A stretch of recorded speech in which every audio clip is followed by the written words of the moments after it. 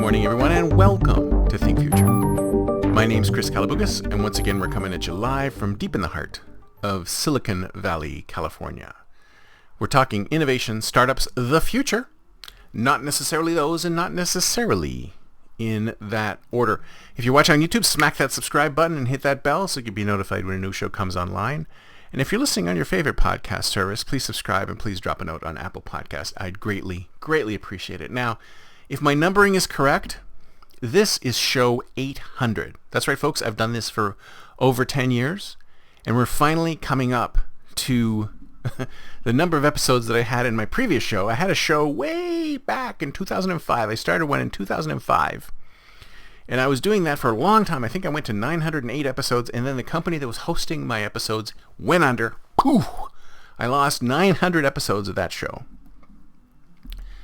And since then, I have learned my lesson, and I back up all my stuff, and I do not trust any service that's out there to host everything. I mean, I do have a hosting service, but I also have backups of everything just in case something were to happen. Good life tip. So what have I done over the last 800 episodes? Well, I've talked about innovation. I've talked about startups. I've talked about the future. I've had hundreds of super interesting folks on the show. Hundreds of super interesting folks. And what do you see as a commonality amongst all of these people? I think the number one thing that I see as a commonality amongst all of these people who've come on the show, and myself included, is that we all took a very circuitous route to get to where we are today. And I think one of those things about taking circuitous routes is that it allows us to experience all sorts of different environments, people, places, and things. And all of those things get plugged into our innovation brain. And it allows us to innovate because we've had all of these different experiences in all of these different places. And it allows us to put things together in new ways. And this is one of the things that drives us towards innovation and creating new things. So there's always a really interesting path that people take to innovation. What else is a commonality? Struggle. You know, sometimes I think to myself, why am I even bothering to do this? Why am I bothering to innovate? Because if you ask me, there's so much pushback against innovation. There's so many people, you know, I've told you the story about the do-its and the should-we's, right? There's two kinds of people in the world. There's the people who say, let's try it and see if it can actually be done. That was the attitude that every great scientist had. That's what the attitude of every great inventor had. Let's do it. See if it's possible before we decide if we should do it or not. And then you have the flip side. You have the other side, which is, let's think about this for a second. Let's see should we really be doing this? Should we really be doing this? And I gave you the example of a longevity ethics panel that I went to once. I'm like, I don't know about you, but I want to live a long, long time, if not forever. And in this longevity ethics panel, people were saying, well, you know, human beings, they weren't designed to live forever. They weren't designed to live forever. So we shouldn't be messing around with trying to make ourselves live longer. Because we were designed... Who made that decision? Oh, sure. We were designed to live forever. That doesn't mean that we can't use our own human ingenuity to help ourselves to live longer lives. And they all talk about, well, should we do this and should we do that? How do we know if we can, if we don't try? This is what I think in innovation. A lot of times we are our own worst enemy. Because we look at things, we look at the possibility of a brand new world, we look at disruption, we look at something cool and interesting and different. And we can either look at it with, yes, that looks really cool, interesting and different. Let's see if we can do it. Or we can look at it with, wow, that looks really cool, interesting, new and different, but I don't know if we should do that or not. I don't know if people will want it. I don't know if people will like it. I don't know if, should we? We say should we even before we know if something is possible.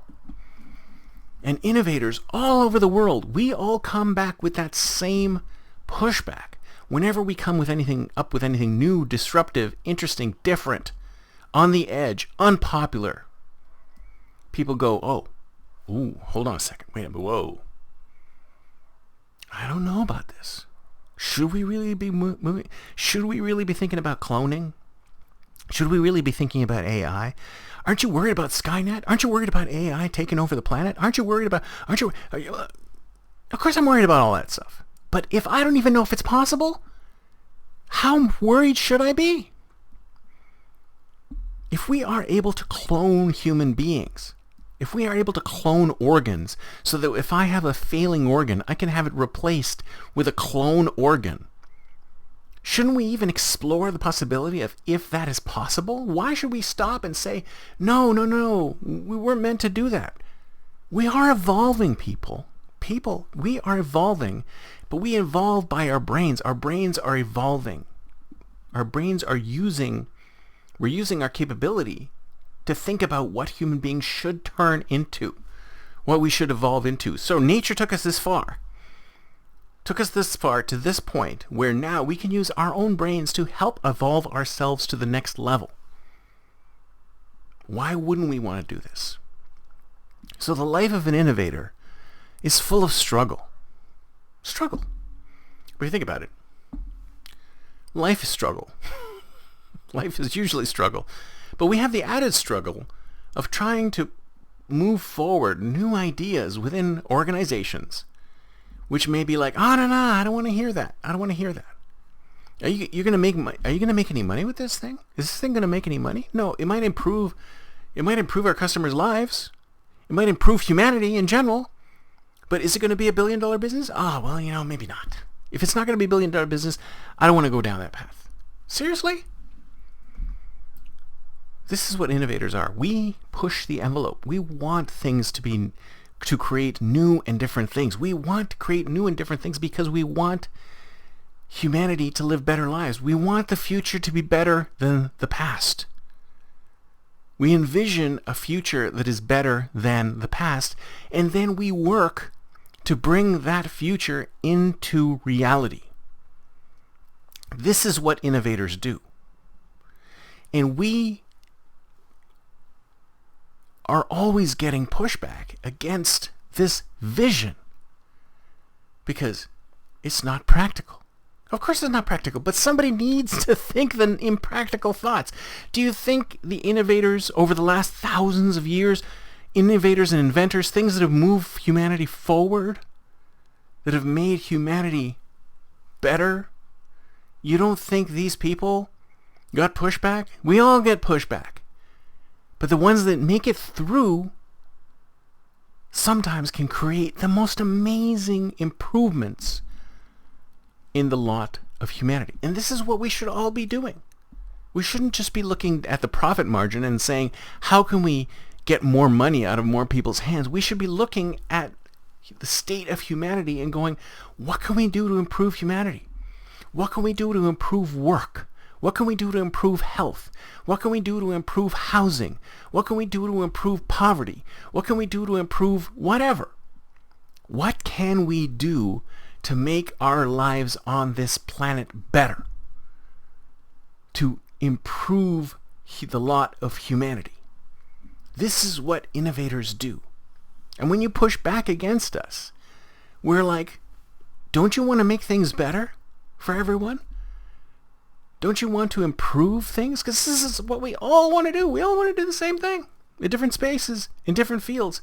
But we all want to do it. We all want to try it. We all want to experiment. We all want to see if something is possible before we decide if we're going to do it or not.